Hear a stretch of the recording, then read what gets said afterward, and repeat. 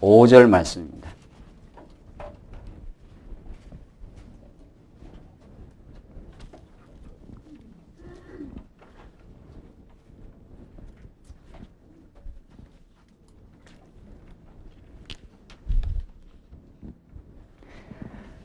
우리 신약성경 요한복음 1장 35절 말씀입니다.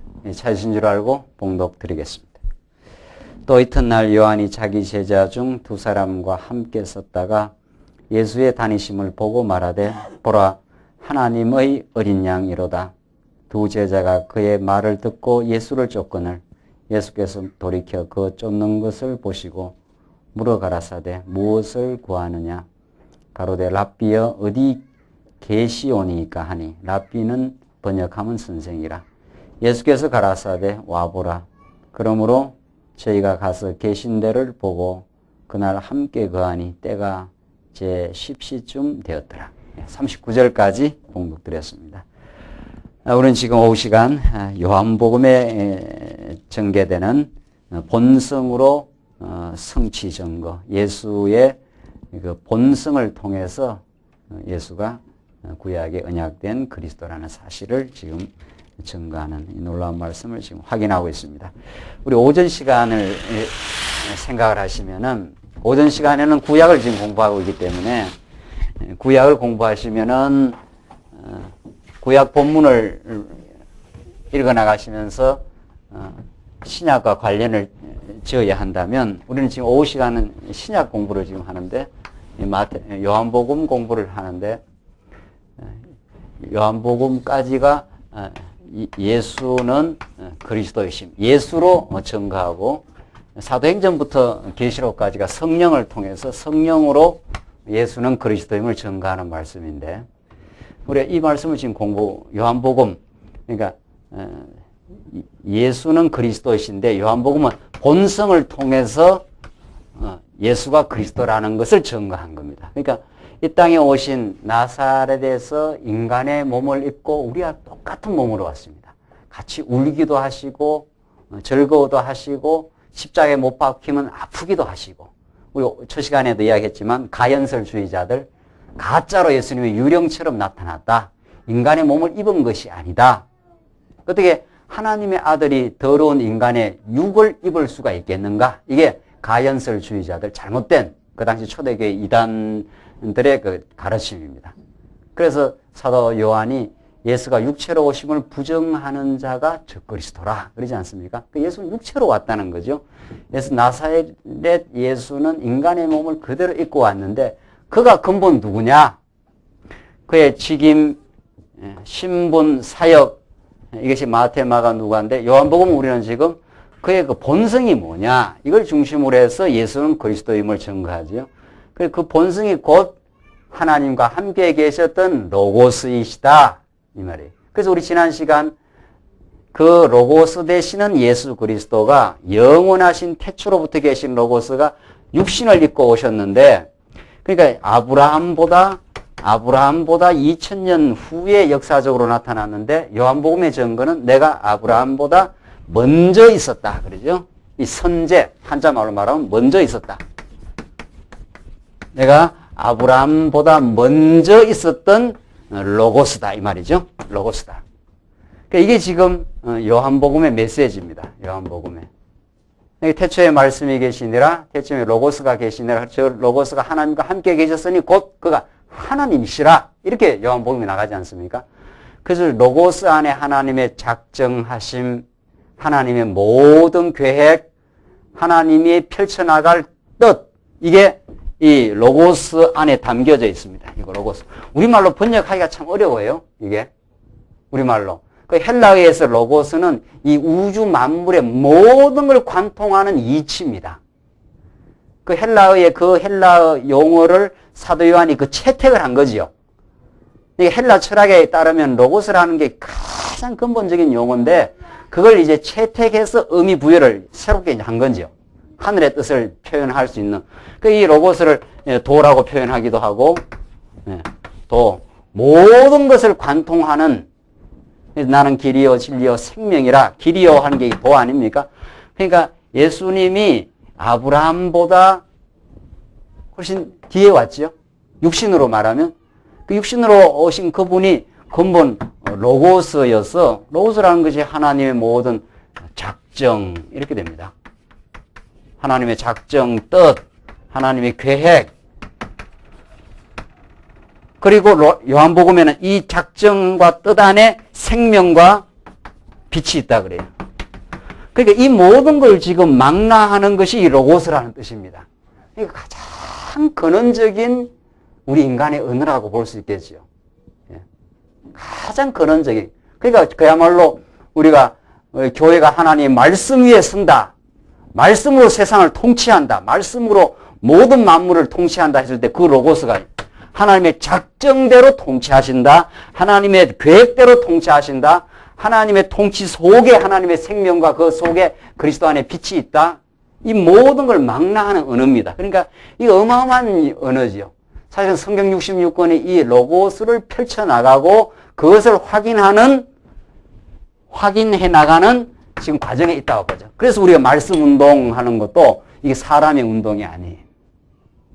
그러니까 사람이 말씀을 가지고 운동하는 것이 아니라 말씀의 능력이 사람을 지배해서 말씀이 지금 역사하고 있는 거죠. 그래서 요한복음을 우리가 이해할 때 오늘 요한복음 여기서 공부도 공부하지만은 요한복음은 이런 구약의 배경, 구약의 메시아를 보내주겠다고 하는 배경과 더 나아가서 이 아브라함 이전부터 계셨던 영원한 하나님의 작정과 뜻, 그 안에 존재하는 모든 생명과 빛, 이걸 전제해야 이 요한복음이 풀려나가는 거죠. 그래서 우리가 구약을 보실 때는 신약에서 이루어질 사건 전체를 우리가 염두에 두고 구약을 공부하셔야 그야말로 근본 하나님 여호와에 다다르는 거죠. 그러나 신약을 공부할 때는 이루어진 사건, 예수가 육신의 몸을 입고 오신 그 예수가 바로 근본 하나님이시라는 이 신약 사건을 공부하면서 구약을 전제해가지고 공부를 해야 되죠. 그래야 이게 신구약을 언제나 하나로 관통하는 그런 의미를 가지고 이 본문을 이해하셔야 된다는. 실제로 그런가 이제 한 본문을 더 추적을 해 보십시다. 35절 보시면은 우리 지금 요한복음 앞부분이 이제 아버지께로부터 오신 예수입니다.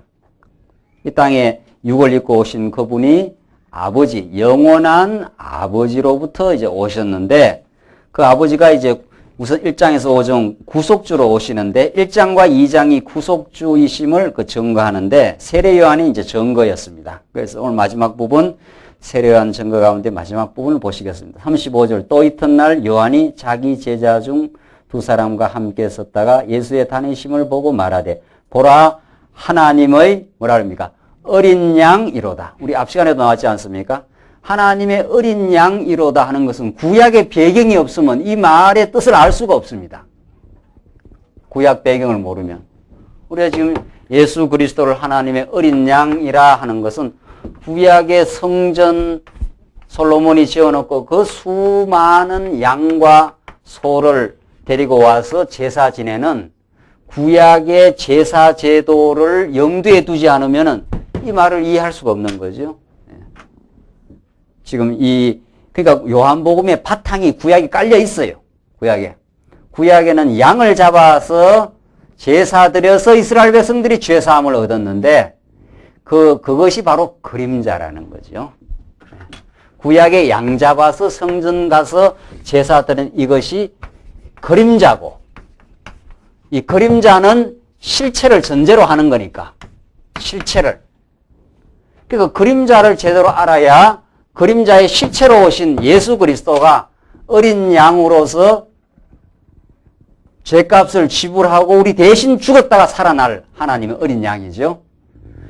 그러니까 이게 지금 우리가 지금 공부하는 성경신학의 큰 틀 아닙니까? 큰 틀. 구약 전부가 복음에 대한 그림자고 신약이 예수 그리스도가 그림자의 실체로 오셨다는 건데 그래서 성경이 완벽한 통일성을 가지고 있는 진리죠. 이게 지금 신학계에서 이걸 지금 신학자들이 정립을 하고 있지 못하는 거죠. 그러니까 구약학자들은 자기들이 구약 연구하면서 구약의 전문가라는 거예요. 구약의 전문가. 신약학자들은 신약 공부하면서 신약의 전문가라. 이거 우리가 용납이 안 되는 거죠. 우리는 성경신학 전체를 묶어야 이게 하나님의 통일된 뜻과 하나님 계시가 온당하게 드러나는 거지. 그림자가 있으면 이게 되겠어요? 그림자 양 잡아서 성전에서 제사 드리는 거 이것만 가르쳐가지고 무슨 의미가 있겠느냐 말이죠. 이것이 실체가 되신 예수 그리스도가 하나님의 어린 양으로 오셔서 모든 죄를 구속하시고 하나님 여호와의 은혜를 드러내야. 그래서 요한복음도 본성으로 증거해서 하나님이 여호와십니다. 이렇게 나가야 요한복음의 메시지가 완벽하게 증거가 되는 거죠. 그러니까 우리는 궁극적으로는 하나님이 여호와십니다. 그가 살아계시고 그가 역사를 지배하는 전능자이십니다. 이 말이거든요. 그가 한번 언약하는 백성을 영원히 버리지 않기 때문에 하나님의 어린 양으로 예수 그리스도를 보내신 거죠. 이래야 예수를 통해서 하나님이 증거될 거 아니냐 말이죠. 자, 우리는 지금 그 튼틀 속에서 지금 이 본문을 해석해 갑니다. 37절, 두 제자가 그의 말을 듣고 예수를 쫓거늘 예수께서 돌이켜 그 쫓는 것을 보시고 물어가라사대 무엇을 구하느냐? 가로되 랍비여 어디 계시오니까 하니. 자, 이 랍비라는 말은 그냥 이 당대의 유대교 선생격이에요. 랍비라는 말이 그냥 선생이에요. 우리 말로 선생. 그러니까 랍비는 번역하면 선생이라 했지 않습니까? 지금도 오늘날 랍비 신학이라는 게 있어요. 그 유대주의 신학. 그 사람들은 예수를 하늘로부터 오신 하나님의 아들로 보질 않아요. 지금 아직도 메시아가 안 왔다는 거예요. 이 랍비들은, 유대교 랍비 선생들은.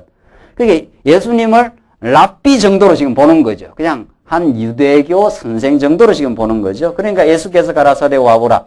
그러므로 저희가 가서 계신 데를 보고 그날 함께 거하니 때가 10시쯤 되었더라. 자, 랍비 정도로 알고 갔는데 예수님이 와보라 하고 그날 함께 거하십니다. 그런데 40절 요한의 말을 듣고 예수를 쫓는 두 사람 중에 하나는 시몬 베드로의 형제 안드레라. 그가 먼저 자기의 형제 시몬을 찾아 말하되 우리가 뭐라고 했습니까? 메시아를 만났다 하고, 이게야말로 지금 하늘과 땅을 울리는 지금 메시지지요. 우리가 메시아를 만났다. 자, 예수가 너무도 초라한 인간 목수의 아들인데 그가 구약에 그렇게도 대망하고 대망했던 이게 메시아니즘 아닙니까? 구약 모든 선지자들이 구약의 모세로부터 아브라함 말할 것도 없고 모세로부터 장차 오실 리가 오시리니 그날이 오면은 그럼 전부 구약은 메시아 그 대망 사상인데 참 신부가 신랑을 기다리듯이 그렇게 기다리던 메시아가 이렇게 초라한 목수의 아들로 왔는데 지금 깨달았어요. 그 형제 시몬을 찾아서 지금 안드레가 다니다가 우리가 메시아를 만났다. 그죠? 구약에 약속한 기름 부음 받은 자. 근데 메시아는 번역하면 뭐라 그랬습니까? 그리스도라. 이게 이제 헬라어로 크리스토스, 영어로 하면 크라이스트, 우리말로 음력을 해가지고 그리스도라. 그리스도라. 이걸 한자말로 이제 기독이라 했지 않았어요? 이렇게. 이게 한자말로 기독. 이게 그리스도를 한자말로 번역한, 그래 기독교가 된 거 아니에요? 기독교가. 기독교는 그리스도교. 지금 이렇게 된 거 아니에요? 사실은 제가 늘 말씀드리지만 기독교라기보다도 더 나아가면 우리는 여호와교 해야 되는 거죠. 예, 그리스도는 여호와 하나님을 드러내시는 육신의 방식으로 우리가 보고 만질 수 있는 방식으로 드러내신 거니까. 그래서 이 기독교가 된 거예요. 그래서 이 그리스도라는 말이 그렇게도 중요한 말이에요, 진짜. 예, 그리스도가. 근데 전에 우리가 예수 믿을 때는 예수를 믿는 거지. 그리스도를 믿는 거지. 저도 말씀에서 말씀을 제대로 체계적으로 배우기 전에, 교회는 가지요, 가니까. 그 예수 믿으라 하니까 또 예수가 누군지, 또 예수 그리스도의 이름으로 기도하는 거, 또 그리스도 옆에다 왜 붙이는 건지, 알 길이 있나요? 알 길이. 성경을 안 가르쳐 주니까, 성경을. 그게 무슨 말인지. 메시아는 또 무슨 말인지. 메시아하고 그리스도하고 별개인가 말이죠. 그렇게 우리가 성경을 몰랐었어요. 예수를 믿는 게 아니고 우리는 예수가 나사렛에서 인간 몸을 입고 온 우리와 같은 몸을 입고 온 나사렛 예수가 그리스도임을 믿는 거죠. 메시아임을 믿는 거죠. 이 메시아가 기름 부음 받은 자 아닙니까? 그가 진짜 왕이요. 그가 진짜 영원한 제사장이요. 그가 하늘로부터 보냄을 받은 참 선지자라. 그러니까 구약의 이 왕들, 선지자, 제사장 전부 하나님의 그 신의 하나님의 지혜와 권능의 상징인 기름을 부어요. 그 다윗을 그 기름을 붓지 않았어요? 이 감람유를 부은 거거든요. 그걸 한번 부어봤으면 좋겠는데 말이죠. 그 뭐 구약을 우리가 모르니까 모른다기보다 구약 상황을 못 보. 그 기름을 붓는 것이 그 하나님의 지혜와 권능의 상징입니다. 그게 이 하나님이 세운 자라. 구약의 모든 왕들과 선지자와 제사장은 구약의 왕, 선지자, 제사장은 누구에 대한 예표요, 그림자입니까? 예? 예수 그리스도에 대한 무슨 인물들이에요? 그림자예요. 다윗이 왕이 등극해서 모든 이방 대적을 다 진멸해버리고 유다 왕국을 강건하게 세우지 않습니까? 그 다윗 왕도 메시아의 그림자예요. 그림자. 모세도 마찬가지예요. 모세가 선지자거든요. 나 같은 선지자를 앞으로 보내겠다 그러지 않아요. 모세가. 이사야, 예레미야 모든 하늘로부터 하나님의 뜻을 받아서 백성들에게 전파한 하나님의 여호와라는 걸 전파한 그 선지자들이 예수가 참 선지자예요. 예수. 그러니까 구약의 어떤 사건도 예수 그리스도에게 적중되지 않는 게 없는 거죠. 자, 그래서 우리가 메시아를 만났다. 이게야말로 정말 하늘과 땅이 정말 놀라는 그 정말 메시지죠. 42절 데리고 예수께로 오니 예수께서 보시고 가라사대 내가 요한의 아들 시몬이니 장차 게바라 하리라 하시니라. 게바는 번역하면 베드로라. 반석이라 이런 말이죠. 큰단한 반석으로. 예수님이 이름을 바꾸어 버려요. 의미 부여를 해주는 거죠. 예. 베드로가 그렇게도 부인하지만 나중에 믿음의 반석으로 하나님께서 만들어 주시겠다 이 말이죠. 하나님의 의지 표현입니다. 그러니까 예수님의 의지 표현이죠. 43절로부터 이제 보시면 여기까지가 세례 요한의 증거고 두 번째 양쪽 갈로 두 번째 예수의 자기 증거가 43절로 2장 25절까지 나오는데 우선 43절로 51절은 예수께서 빌립과 나다니엘에게 자기를 증거해 주십니다. 한번 보십시다. 이튿날 예수께서 갈릴리로 나가려 하시다가 빌립을 만나 이르시되 나를 쫓으라 하시니 빌립은 안드레와 베드로와 한 동네 벳세다 사람이라. 이게 그리스도의 제자를 부르시는 제자 선택 주권입니다. 이게. 예수님은 제자를 부르실 때 뭐 너 날 따라오려나 말려나 뭐 이런 게 없어요.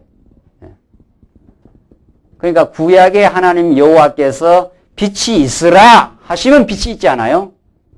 이거 하나님의 절대 명령입니다. 하나님의 권위에 찬 명령이기 때문에 이 명령은 그대로 그 명령을 수행할 수 있는 능력의 말씀이에요. 이걸 인간이 할 수가 없는 거예요. 그래서 예수님은 하나님의 전권을 가지고 그 권위를 가지고 이 땅에 오신 분이에요. 너 나를 따라오겠느냐 말겠느냐 이런 말이 없는 거예요. 나를 어떻게 해요? 따르라 이렇게 다른 마태 누가 보면 따르라 하시니 거물을 버려두고 따르니라 이렇게 돼 있어요. 요한복음 그 표현까지는 없지만은 다른 복음서를 보면은 따르라 하면은 아이고 안 가겠습니다 뭐 이런 게 없는 거예요. 이게 제자 선택권입니다. 제자가 선생을 붙드는 게 아니고 스승이 제자를 선택해요. 나를 따르라. 예수님 다니시면서 나를 따르라 하면 그냥 부르는 거예요. 그냥. 마태도 세관에 있는 자를 그냥 나를 따르라 하니까 그냥 그 일을 그만두고 따라가지 않아요. 이걸 누가 맡겠느냐는 거죠. 여러분과 저도 마찬가지예요.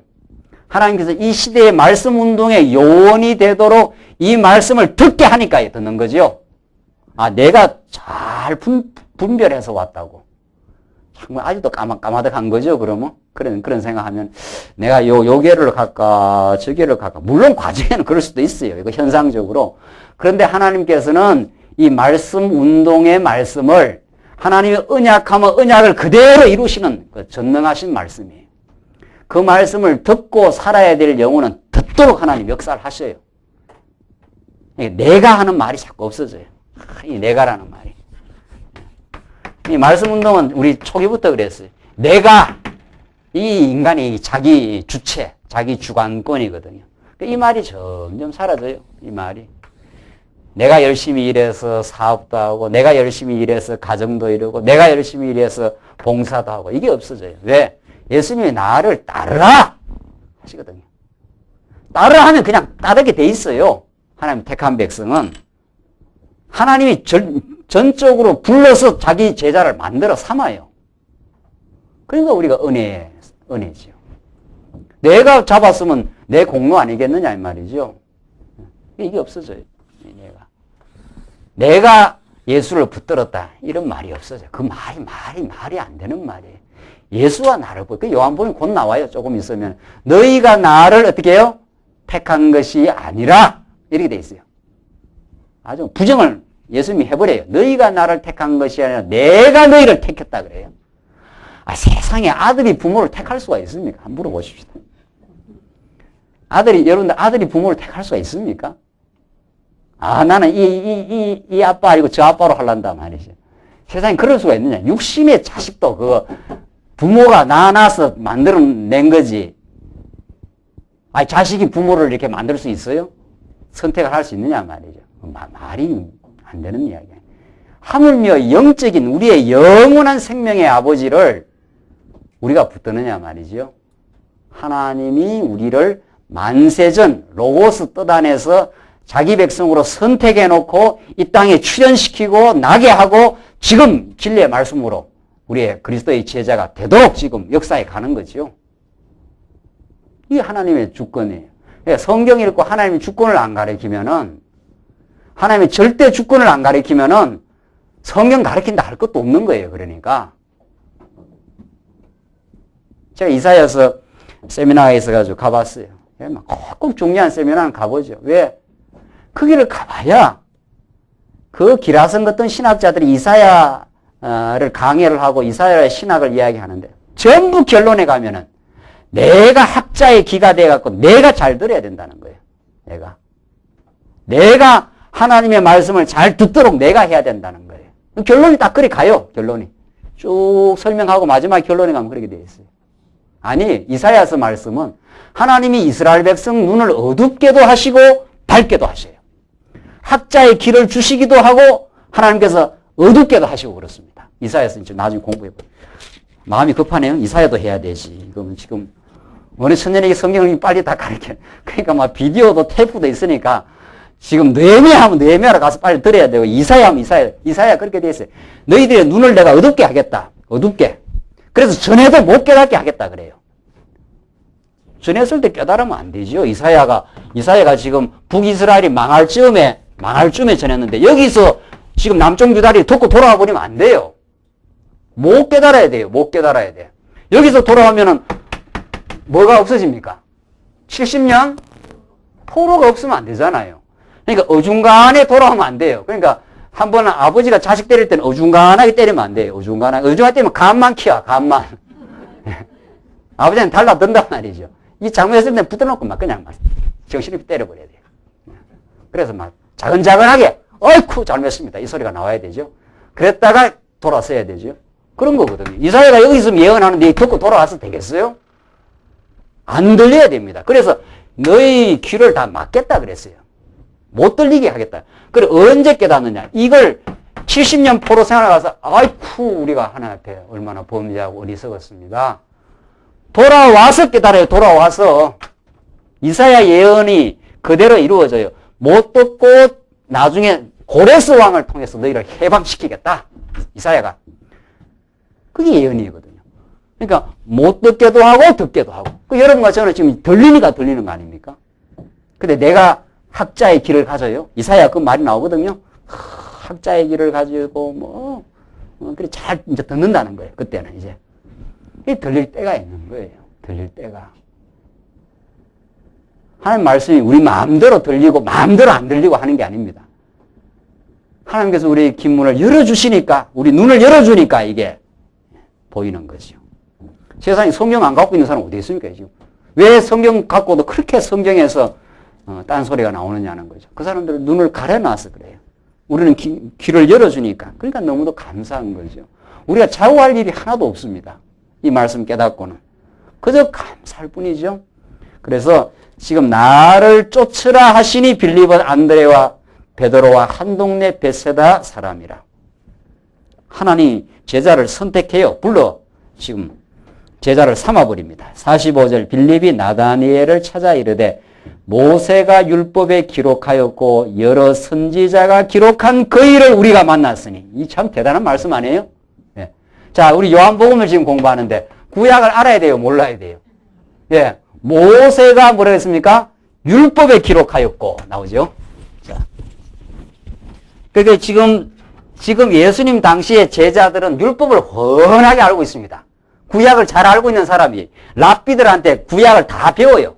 구약. 근데 구약을 배우긴 하는데 구약의 이 말씀이 누구한테가 이제 적중이 되는데 그걸 지금 기다리고 있었던 사람들이죠. 네, 그걸. 그렇지 않아요? 네. 그러니까 우리 사도행전에 보면은 구약에 나타난 이사야 53장을 쭉 읽고 이게 도대체 누구에게 하는 말인지 몰랐는데 빌립이 나타나서 이를 예수계로 연결해서 가르쳤다고 했지 않았어요? 구약을 너무도 잘 알고 있어요. 구약에 누구? 모세의 율법이 있고 선지자들의 글이 있지 않아요? 모세는 모세와 선지자는 구약의 대표 인물이에요. 구약 전부 다를 말해요. 구약 전부 다를 실제로 그러니까 모세 율법에 뭐라고 그랬습니까?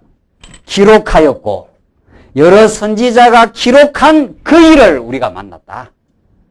구약 모세 율법에도 그 일을 기록해놨고 선지자들도 그 일을 기록해놓은 거죠. 이 그가 누구냐 말이죠. 이 그가. 이게 하늘과 땅을 갈라내고 하늘에서 땅으로 내려오신 그야말로 하나님의 아들 예수지요. 근데 그가 사람 보기에는 너무도 초라해요. 그걸 도대체 어떻게 메시아로 믿겠느냐는 거죠. 목수의 아들로 태어나서 십자가에 죽으실 때 초라하게 허리에 창 받으시고 머리에 가시면류관 쓰시고 그렇게 인간 모습으로 아주 힘없이 돌아가시거든요. 그때까지. 그러니까 유대인들이 예수를 믿을 수가 없어요. 그들이 기다렸던 메시아는 로마 제국을 완전히 평정해버리고 아주 강력한 메시아로 올 줄 알았는데 예수님이 실제로는 너무도 초라하게 오시거든요. 너무도 겨자씨처럼 눈에 보이지 않는 것처럼 그렇게 와서 드디어 그 안에 생명이 있어서 이제 거목으로 자라기 시작하는 거예요. 이게 메시아의 출현 방식입니다. 그러니까 이게 진리가 진리대로 나타나는 방식이에요. 그러니까 우리 말씀운동은 이게 한국교회에 지금 24년째인데 이게 한국교회에 그렇게 드러나질 않잖아요. 아직도. 그냥 계속 그냥 말씀이 그냥 잔잔하게 퍼져나갈 뿐이 제가 이 강단이니까 큰 말씀에 확인해서 그냥 크게 소리도 내고 그랬지. 이게 어디 누구 들리기나 합니까? 어디 한국교회에. 한국의 기라성 같은 예배당들 복음과 상황이라는 월간지가 있는데 제가 그걸 꼭 받아보지요. 복음과 상황이라. 한국 교회가 주목하는 백인이라 해가지고 막 목회자들, 신학자들 나왔더라. 말씀운동 사람 하나도 없더라고요. 한국 교회가 주목하는 백인 크리스찬 해가지고 막 목회자, 신학자, 예술가, 문학가 이 말씀운동은 안 보이는 거예요.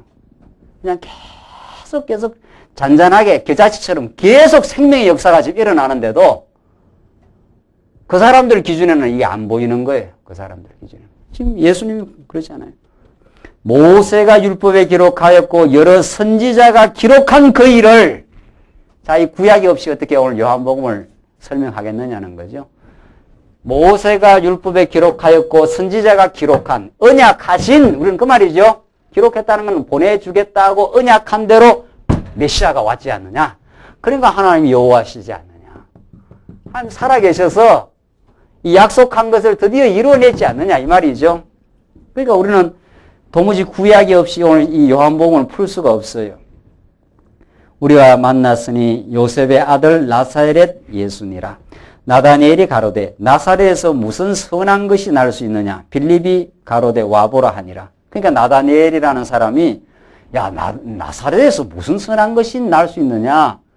이렇게 아주 무시하지 않아요? 네, 아주.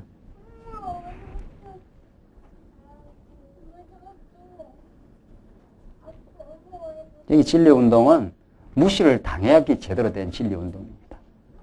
말씀 운동이 뭐, 이렇게 모인 사람들이 얼마나 되고 하는 일이 뭔데 뭐 한국교회를 새롭게 한다는 이런 말이 가능하냐 이거죠. 한국교회를 뭐 새롭게 하고 하려면은 막 예배당 건물이 막 150억 정도는 지어갖고 막 꽉 그냥 150억 뿐입니까 지금 서울 장안에 막 그냥 나사렛에서 무슨 선한 일이 나올 수 있느냐 아주 그러니까 무시되는 현장이죠. 나사렛에서 47절 예수께서 나다니엘이 자기에게 오는 것을 보시고 그를 가리켜 가라사대 보라 이는 참 이스라엘 사람이라 그 속에 간사한 것이 없도다. 나다니엘이 가로되 어떻게 나를 아시나이까? 예수께서 대답하여 가라사대 빌립이 너를 부르기 전에 내가 무화과 나무 아래 있을 때에 보았노라. 예수님이 뭐 모르시는 게 있겠어요? 그제서야 나다니엘이 좀 놀랍니다. 49절 나다니엘이 대답하되 랍비여 당신은 하나님의 아들이시요 당신은 이스라엘의 임금이로소이다. 자, 이게 이제 대단한 신앙 고백이 나왔죠. 나다니엘이 깜짝 놀랐어요. 나사렛에서 무슨 선한 것이 나올 수 있느냐 이렇게 아주 예수님을 무시하고 치부하다가 예수님이 빌립이 너를 부르기 전에 내가 무화과 나무 아래 있을 때 내가 보았노라. 그러니까 그제서야 나다니엘이 깨닫게 됩니다. 당신은 하나님의 아들이시요. 이 하나님이다 이 말이죠. 하나님과 동등한 권위와 권세와 능력과 영광을 지니고 있는 분이다 이 말이죠. 그리고 당신은 이스라엘의 임금이시로다. 이게 다 통하는 말이죠. 메시아, 우리 메시아 안 썼습니까? 메시아, 우리 앞에서 메시아를 만났다. 하나님의 그가 아들이시다. 그가 이스라엘의 임금이시다. 이런 말을 당대 유대인들은 아주 거부 반응을 일으키는 소리죠. 그러니까 지금 이제 요한복음 2장, 3장부터 계속 예수님이 표적을 행하면서 당신이 하나님으로부터 오신 아들임을 증거하는데 유대인들이 계속 적대해요. 계속. 이게 가능한 이야기입니까, 이게? 예수, 나사렛에서 난 예수가 메시아라, 하나님의 아들이라, 임금이라, 이게 지금 신앙 고백이거든요. 초대교회에. 그러니까 예수님 십자가 돌아가실 때 그 명패에다가 뭐라고 써놨습니까? 자칭 유대인의 왕이라 이렇게. 그 놀리는 표현이거든요. 네가 유대인의 무슨 왕이냐 이거죠. 네가. 그렇게 초라하고 나약한 내가 너 자신이나 구원하고 한번 내려봐라. 만 인류를 택한 백성을 구원한다는 건 다 헛소리고 너 자신이나 한번 구원하고 내려봐라. 그렇게 조롱하고 핍박하고 그러지 않습니까? 예수님을. 진리는 늘 어둠의 세력에서 과정적으로 조롱을 받아요. 그러지 않으면 진리가 아니에요, 사실은. 진리는 모든 사람으로부터 인정되는 것이 아닙니다. 진리는 그야말로 특수한 거예요, 사실은. 기독교 진리는. 하나님의 택한 백성, 하나님이 눈을 열어준 백성, 그들에게만 진리의 빛으로 드러나지. 나사렛 예수가 지금 임금이라니까. 이거 나다니엘이 이렇게 고백한 거지만 유대인들은 들으면 이게 무슨 소리냐 이거죠. 그러니까 예수님은 다니면서 죄 없다. 너희 죄가 사해졌느라니까 저 죽여버려라 그러잖아요. 그래서 요한복음 계속 이제 한번 이 요한복음의 이 드라마를 한번 보십시오. 계속해서 예수님과 적대자들 간의 이 음모가 계속 이루어져요. 어떻게 해야 예수님을 책잡을까? 어떻게 해야 예수님을 죽여버릴까? 이거죠. 저 인간이 우리의 임금이라니. 이게 안 믿어지는 거 아니에요. 그러나 여러분과 저에게는 예수가 우리의 임금이에요. 이스라엘의 임금이고 여러분과 제가 참 영적인 이스라엘이니까 우리의 진짜 왕이시거든요. 우리를 다스리고 있는 분이에요. 우리 교회의 뭡니까? 머리가 되신 분이에요. 우리 교회에. 우리는 그렇게 믿는 거죠. 이 요한복음의 말씀을 통해서. 그래서 50절 보시면 예수께서 대답하여 가라사대 내가 너를 무화과 나무 아래서 보았다 함으로 믿느냐? 이보다 더 큰 일을 보리라. 또 가라사대 진실로 진실로 너희에게 이르노니 하늘이 열리고 하나님의 사자들이 인자 위에 오르락 내리락 하는 것을 보리라 하시니라. 이 놀라운 하나님의 그 계시의 역사가 예수 그리스도 인자 대신 예수 그리스도 위에 오르락내락 하면서 하나님의 영광을 이제 보여줄 것이다. 앞으로 그렇게 예수님이 이제 자기 증거를 합니다. 앞에서는 세례 요한이 예수를 증거했지만 예수님이 자기 증거를 해요. 내가 바로 이제 메시아라는 거죠. 하늘 문이 열리고 예수님을 통해서 하늘의 뜻이 그렇지 않았어요? 하늘이 열리고 하나님의 사자들이 인자 위에 오르락내락 하니까 이걸 우리는 계시라 그래요. 우리는 성경의 용어로 예수님은 하나님을 보여주는, 열어서 보여주는, 하늘이 열리고 하나님의 사자들이 인자 위에 오르락내락 하는 것은 하늘 문이 열려서 우리에게 하나님의 영광과 능력을 보여주는 계시의 창구입니다. 이게 예수님이. 계시의 창문이에요. 문이 열려야 이제 하나님이 보이거든요. 우리가. 그게 보여야 우리에게 영원한 세계가 보이고 우리의 인생의 참된 자리가 보이죠. 그 하나님이 안 보이니까 그 하나님이 안 보이면 자기가 역사의 주권자, 자기가 인생의 주인 노릇, 자기가 임금 노릇, 자기가 왕 노릇 하는 거 아닙니까 지금. 그러다 탄핵 소추도 받고 하는 거지만. 하여간 우리 노무현 대통령은 권위주의는 많이 탈피했는데도 말이죠. 뭐가 잘 안 되는가 봐요. 그러니까 우리 예수 그리스도를 통해서만 하늘 문이 열리고 우리들에게 하나님의 로고스의 뜻이 우리에게 전달되는 말씀의 핵심이죠. 자, 그래서 2장 넘어가시면은 2장 계속해서 이어지는 예수님의 그 자기 증거입니다. 예수님이 자기를 증거해요. 메시아로, 이제 하나님의 아들로.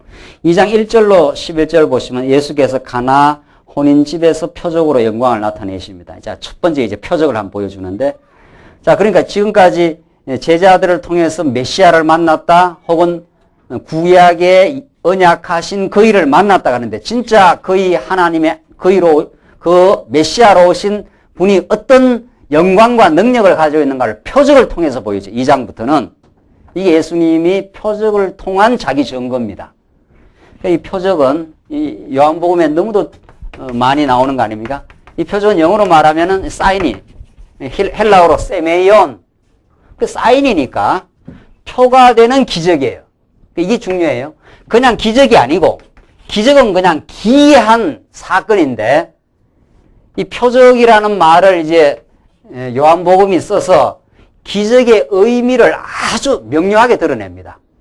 하나님이 기적 같은 일을, 그러니까 물을 포도주로 바꾼 거 아니에요? 가나 혼인잔치에서. 그게 가능한 일입니까? 이게 메시아가 아니면, 하나님의 아들이 아니면 가능하지 않는 일이죠.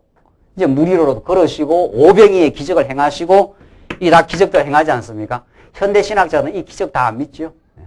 이게 다 신화 같은 황당한 소리라는 거죠. 황당한 소리가 아니고 우리는 분명히 이게 사실이라고 믿어요. 아, 천지 만물을 아무것도 없는 데서 만드신 분인데, 그러니까 과학자들의 그 조브라운, 그 좁은 이성이 하나님의 그 경륜과 능력을 가늠을 못하는 거죠.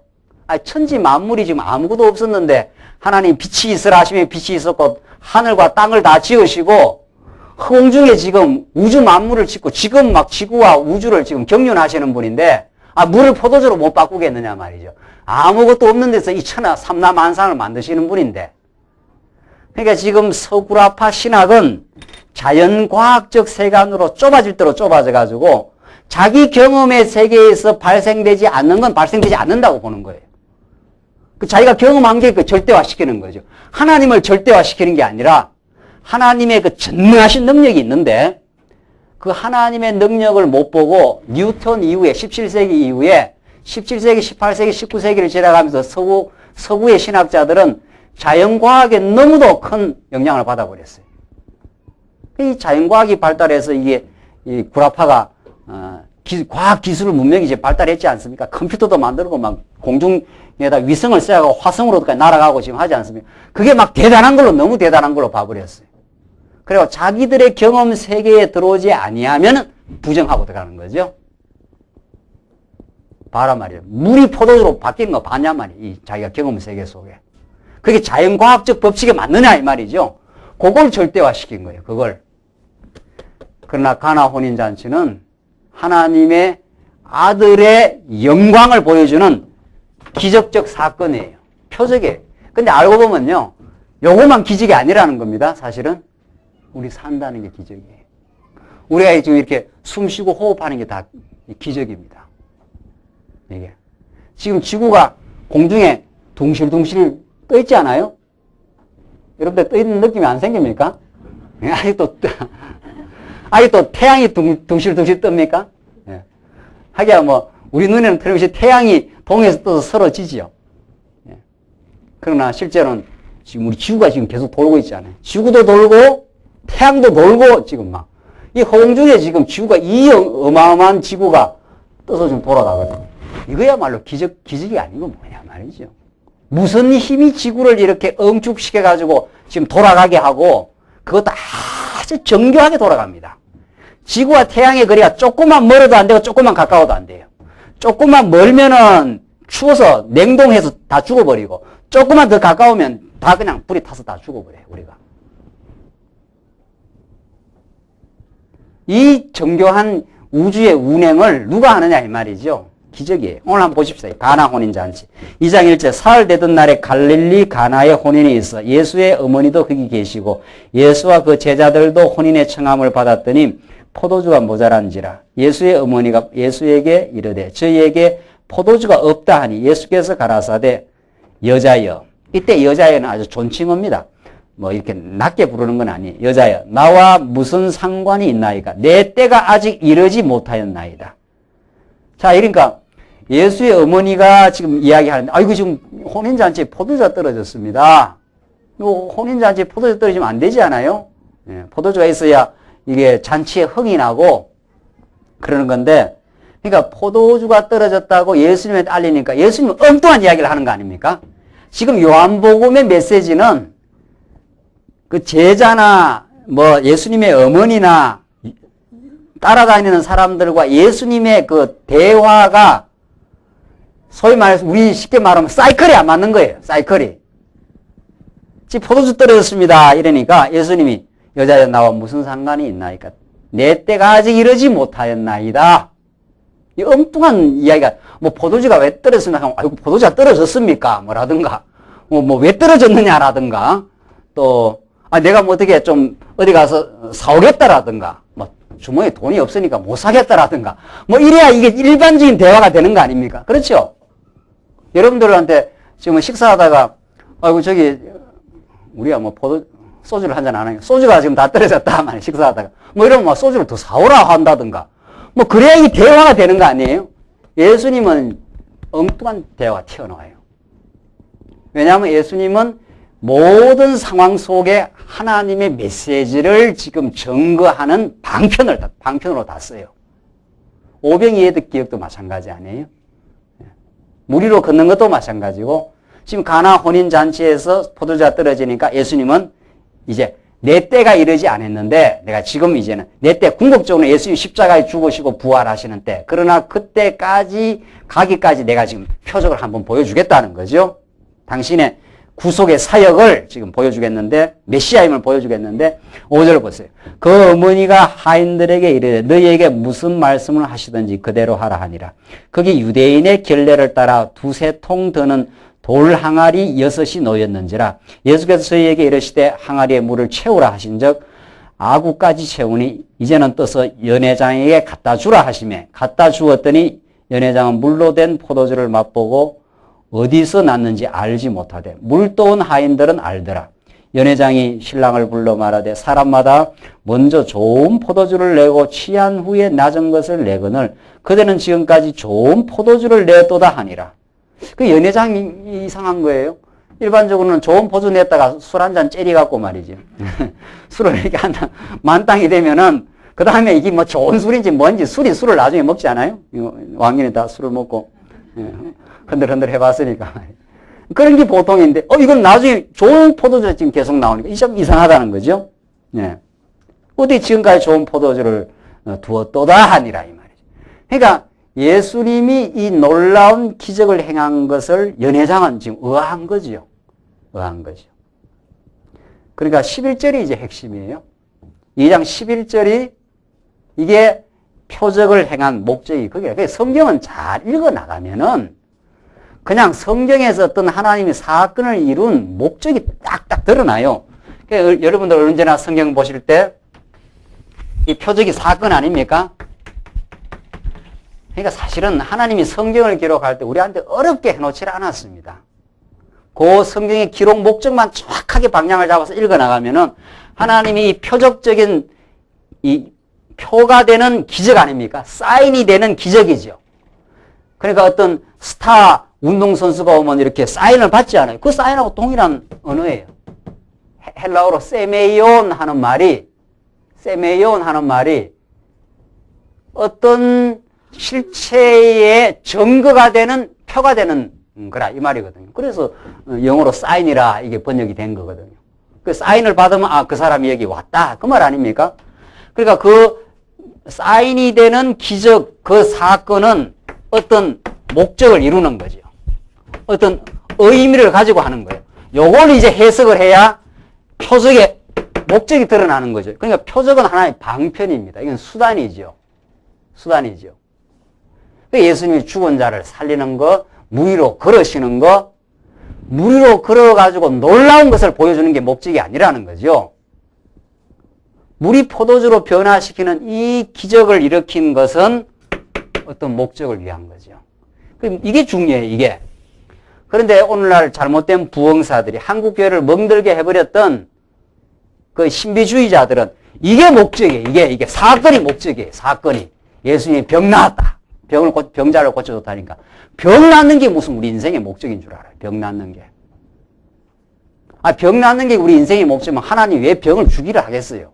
병을 안 주죠. 그러니까 에레미야서에 내가 병도 주고 상처도 내고 아무도 내가 낸 상처를 아물게 할 수 없다. 내가 다시 그 병을 치료해 주겠다. 치료하시는 요 하나님을 보여주잖아요. 뭐 치료할 거나 뭐 있나요? 하나님께 병을 안 주면 되는 거지. 병이 들은 거, 병이 낫는 게 목적이 아니에요. 병이 낫는 역사를 통해서 메시아임을 드러내는 게 성경의 목적이라는 거죠. 하나님의 아들 메시아, 우리를 모든 것을 주관하시는 임금, 왕이라 이 말이죠. 그러니까 우리 인생은 병이 들어도 예수가 메시아임을 믿습니다. 병이 나아도 예수가 메시아임을 믿습니다. 이 말이죠. 그거 모든 주권을 가지고 있으니까, 왕권을 가지고 있으니까. 그래야 우리 인생이 해석돼요. 그래야. 근데 이 목적이 이루어지를 못하니까, 이거 지금 가나 혼인장치 어거스틴부터 시작해서 별 해석이 다 나온 겁니다, 이게. 6개 항아리는 월화수금 토니 뭐니 해가지고 말이지. 이거 갖고 알레고리 해석이 나와가지고 별 희한한 해석이 다 나왔어요. 이 가나 혼인잔치 이 사건을 가지고 포도물은 뭐를 가리키고 포도주는 뭐를 가리키고 해가지고. 여러분들 그런 설교 혹시 안 들어봤습니까? 이 가나 혼인잔치 해가지고 이게 설교 이게 수십 개 수백 개 나오는 설교가 나와요. 우리는 그게 아니에요. 우리는 11절을 읽어야 돼요. 예수께서 이 처음 뭐라고 했습니까? 표적을 했지 않았어요? 이게 표가 되는 기적이에요. 표적을 갈릴리 가나에서 행하여 뭐라고 했습니까? 영광을 나타내심에 이 하나님의 주권적인 영광을 나타내심에 제자들이 그를 어떻게 해요? 믿으니라. 메시아의 영광을 드러내려고 온 천하 만물을 주관하시는 임금이심을 나타내셔요. 그걸 뭐라고 했습니까? 계시 사건이에요. 표적은. 하나님의 영광을 드러내, 그의 무궁한 능력을 드러내는 거예요. 그래서 이 천하 만물이 하나님의 영광이 아닌 게 하나도 없습니다. 여러분 제가 사는 거, 존재하는 거, 오늘 우리 광야교회가 이루어져 가는 거, 이게 전부 하나님의 영광이 드러나요. 그러니까 광야교회가 예컨대 이렇게 말씀을 지키면서 교회가 자라는 걸 통해서 김 목사의 영광이 나타나서 되겠어요? 하나님의 영광을 취하다가 사도행전에서 그냥 충이 먹어 죽지 않습니까? 그 왕 이름이 뭡니까? 임금이. 그게 두려운 이야기예요, 사실은. 우리 하나님의 영광이 드러나야죠. 하나님의 영광이. 드러나는 게 아니라 드러나 있어요. 우리가 그걸 보는 눈이 없는 거죠. 그러니까 예수님이 보여주는 거예요. 이 표적을 통해서. 예수님이 실제로 메시아로 왔는데 이걸 이제 가르쳐 줘야 될 거 아니에요? 제자들한테. 그렇죠? 그래서 물을 포도주로 바꾸어내는 이 기적을 행하신 거예요. 이 표가 되는 기적을. 틀림없죠? 그 영광을 나타내심에 제자들이 그를 어떻게 해요? 믿으니라. 계시 사건이 나타나면 그 다음에 어떻게 돼요? 믿어집니다. 그 하나님 이렇게 말이죠. 예수님 보고. 우리 하나님의 아들입니다. 진짜. 그 제자들이 이제 이 표적 하나, 둘, 셋을 보면서 드디어 믿어지기 시작하는 거죠. 그래서 우리도 믿습니다. 오늘 사도행전, 요한복음 이 말씀을 통해서 정말 가나 혼인 잔치에서 물을 포도주로 바꾸어 내시는 그 능력 있는 메시아임을 우리가 믿는 거죠. 12절을 보십시다. 12절로 17절을 보시면은 성전을 이제 정결케 하시면서 아버지의 집임을 증거해 줍니다. 그 후에 예수께서 그 어머니와 형제들과 제자들과 함께 가버나움으로 내려가 거기 여러 날 계시지 아니하니라.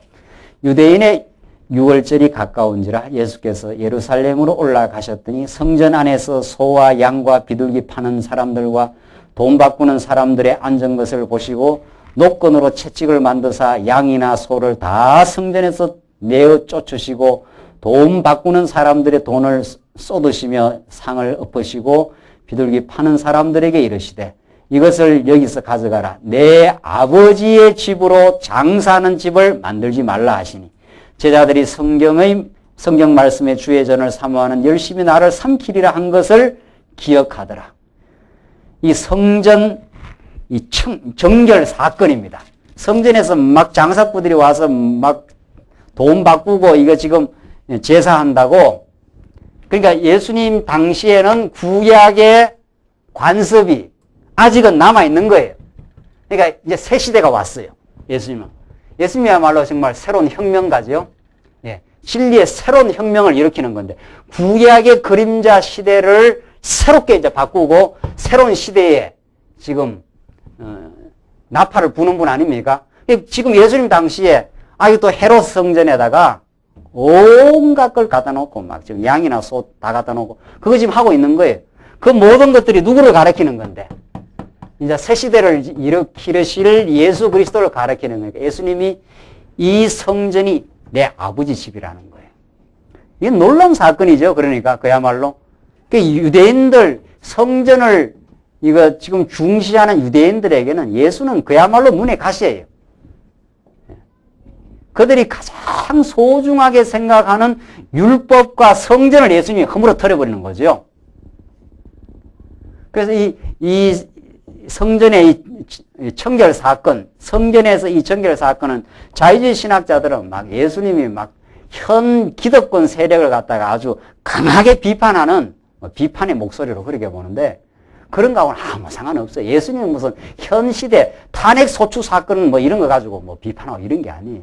예수님은 자기가 메시아임을 지금 드러내는 거예요. 하나님의 아들이심을 드러내요. 그러니까 이 성전을 뭐라고 합니까?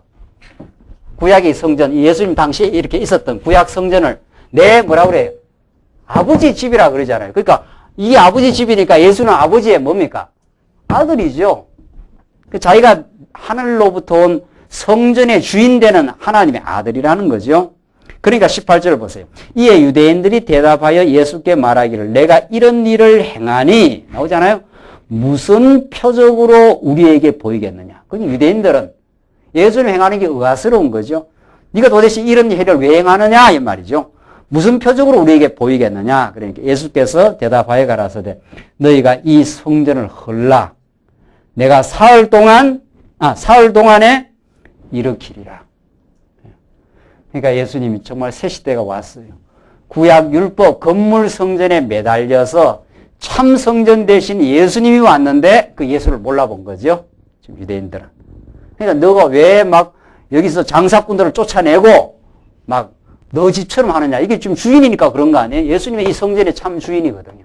이 장사꾼들이 와가지고 막 이 성전을 돌아다니면서 헛된 짓 하고 했으니까 예수님 싹 정결케 하시고 내 아버지 집을 장사하는 집으로 만들지 마라. 이건 진짜 내가 이 아버지 아들로 지금 왔다. 그러면서 예수님이 하시는 말씀이 너희가 이 성전을 헐어버려라. 이게 끝났다. 이제는. 구약의 무슨 시대? 그림자적 시대가 끝났다. 이제. 진짜 실체 대신 예수 그리스도가 내가 지금 왔다. 이 말이죠. 예수님이 자기 증거를 해요. 제자들한테. 우리는 지금 이 말씀을 듣고 예수가 진짜 참 성전으로 오셨다. 그가 3일 만에 어때요? 부활하셨다. 이 말이죠.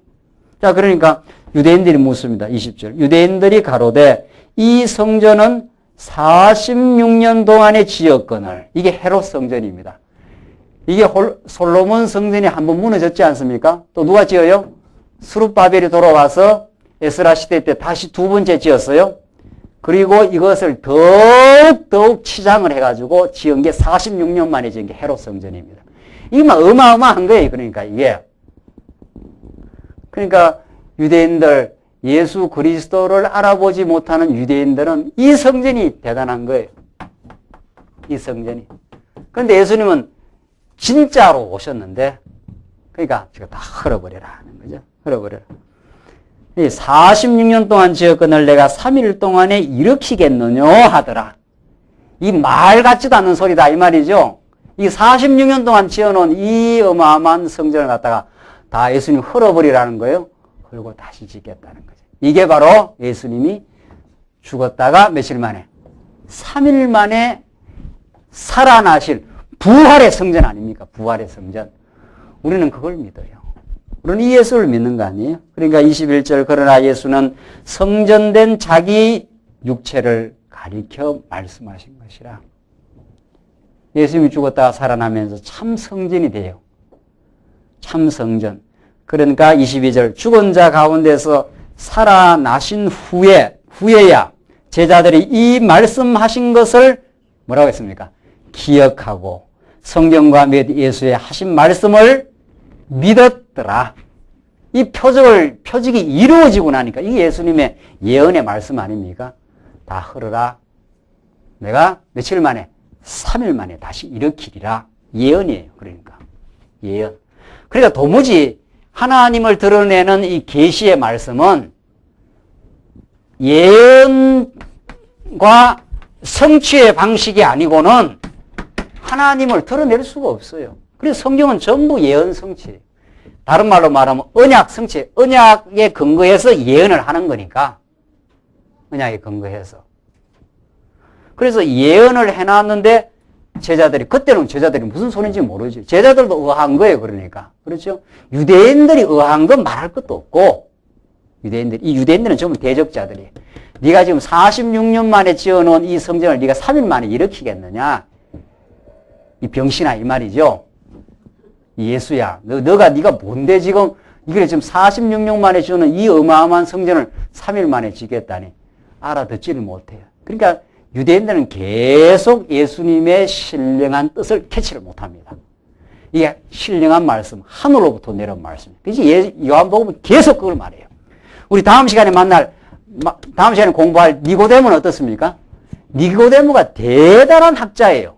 바리새인 중에 바리새인이고, 그렇죠? 그러니까 예수님이 뭐라 그럽니까? 네가 사람이 거듭나지 않으면 하나님의 나라를 볼 수 없다 그러니까 니고데모가 뭐라 그럽니까? 사람이 엄마 뱃속으로 들어갔다가 다시 어떻게 나옵니까? 이러고 앉아 있지 않아요?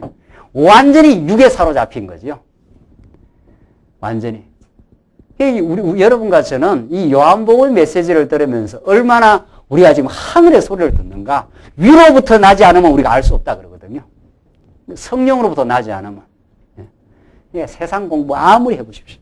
세상 하버드 대학 도서관 가서 아무리 진리를 찾느라고 찾아보란 말이죠.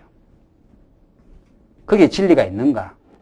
그건 다 파편이에요. 다 지엽이에요. 다. 진짜 진리는 하늘로부터 위로부터 신령한 진리의 말씀이 내려와야 돼요. 이 요한복음은 그 말씀을 전해요. 우리가 지금 그걸 듣고 있지 않아요? 예. 그 제자들이 이 말씀하신 것을 기억하고, 그러니까 그때는 몰랐는 거예요. 처음에 내가 3일 만에 지겠다 하니까 예수님이 그렇게 하니까 제자들이 속으로 뭐라 그랬습니까? 우리 예수님이 맞긴 맞는 것 같은데 메시아는 맞긴 맞는 건데 좀 이상하다. 이러면서 예수님 따라다닌 거예요. 그러다 십자가에 못 박히니까 싹 다 도망쳐버려요. 전부 다. 제자들이 그렇게 형편없는 제자들입니다.